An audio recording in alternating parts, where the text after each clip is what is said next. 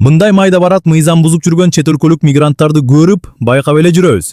Алар үчүн Кыргызстан жакшы мүмкүнчүлүк түзүп берүүдө. Президенттин Кыргызстандын аймагында жүргөн чет өлкөлүк жарандардын жана жарандыгы жок адамдардын укуктук абалын жөнгө салуу боюнча чаралар жөнүндө жардыгын алайык. Алар административдик санкцияларга илинбестен өлкөдөн ыктыярдуу түрдө чыгып кетүүгө мүмкүнчүлүк берет. Өлкө аймагында мыйзамсыз жүргөн чет өлкөлүк жарандар жана жарандыгы жок адамдар 2026 жылдын 1-июлунан 31-июлуна чейинки мезгилде чыгуу визасын тариздөө үчүн каталуу максатында жүргөн жер боюнча ички иштер органдарынын аймактык бөлүмдөрүнө кайрылуусу зарыл.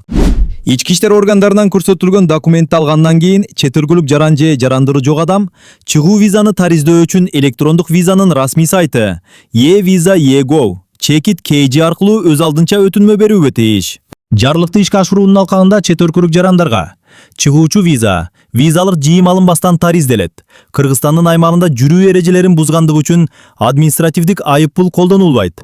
31-июль саат 23:59 чейин гана арыз берген чет өлкөлүк жарандар чыгуу визасын визалык жыйымсыз алып, административдик айып пул төлөбөстөн өлкөдөн чыгып кетүүгө мүмкүнчүлүк алышат. Бул мөөнөттөн кийин берилген арыздарга мындай жеңилдиктер колдонулбайт. Бул чечимдин негизги максаты Кыргызстанда мыйзамсыз жүргөн чет өлкөлүк жарандардын жана жарандыгы жок адамдардын санын кыскартуу, ошондой эле миграциялык каттоону жана көзөмөлдү тартипке келтирүү болуп саналат.